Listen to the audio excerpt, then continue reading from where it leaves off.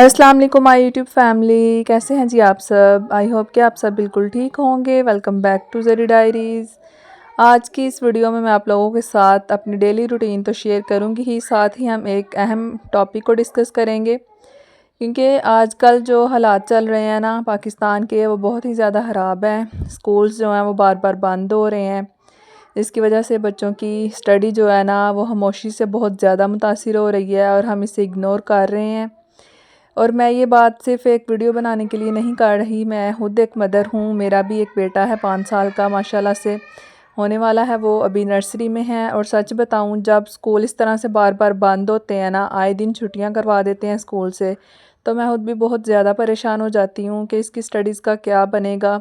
इस तरह से तो ये पीछे रह जाएगा, इस तरह से तो इसकी लर्निंग जो है वो बहुत ज़्यादा इफ़ेक्ट हो रही है। और मेरे ख़्याल से ये सवाल जो है, ये ख़्याल जो है, ये मेरी अकेली के दिल में नहीं आता होगा, सब मदर्स के दिल में भी ये सवाल आता ही होगा।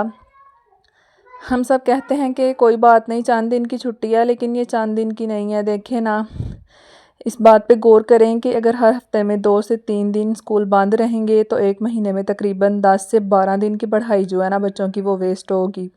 और अगर साल का हिसाब लगाएं तो ये 100 दिन से भी ज़्यादा दिन बन सकते हैं, यानी तकरीबन आधा साल। अब खुद सोचें कि अगर वाकई ये छुट्टी चंद दिन की है, कि ये एक सीरियस नुकसान है बच्चों का। ये नुकसान हमें फ़ौरन तो नज़र नहीं आता, लेकिन आहिस्ता आहिस्ता बच्चा जो है ना वो चीज़ें भूलने लगता है, उसका स्टडीज़ पे फोकस कम हो जाता है, उसका लर्निंग फ़्लो जो है ना वो ब्रेक हो जाता है। तो बच्चा जो है ना उसको फिर दोबारा से उसी रूटीन पे, उसी ट्रैक पे लाना ना बहुत ज़्यादा मुश्किल हो जाता है।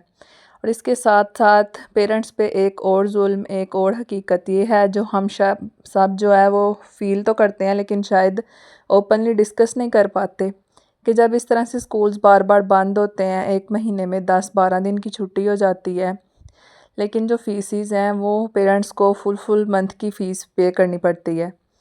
और जो ट्रांसपोर्ट जिनके बच्चे यूज़ करते हैं, उनको ट्रांसपोर्ट के चार्जेस जो हैं वो अलहदा से पे करने पड़ते हैं।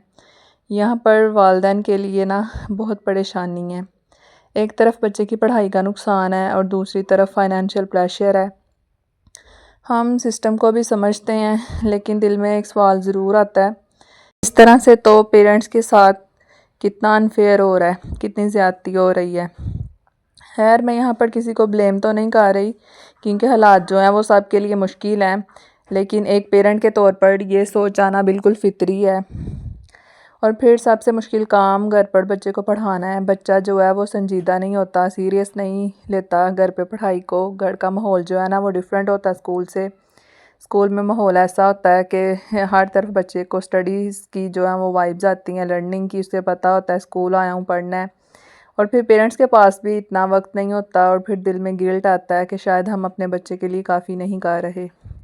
लेकिन एक बात तो क्लियर है कि हम हालात को कंट्रोल नहीं कर सकते, लेकिन हाँ, हम अपनी कोशिश को ज़रूर कंट्रोल कर सकते हैं।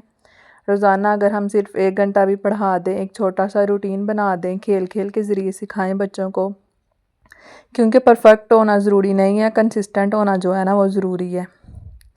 अगर हम सिर्फ फ़ीसिस पे करते रहेंगे, बच्चों की लर्निंग पे फोकस नहीं करेंगे, तो नुकसान जो है वो सिर्फ पैसों का नहीं होगा, नुकसान हमारे बच्चों के फ्यूचर का होगा, उनकी स्टडीज़ का होगा, जो कि बहुत ज़्यादा मुतासिर हो रही हैं इन छुट्टियों की वजह से, इन हालात की वजह से। हालात जो हैं वो हमेशा परफेक्ट नहीं होंगे, लेकिन हमें अपने बच्चों के लिए सीरियस होना पड़ेगा।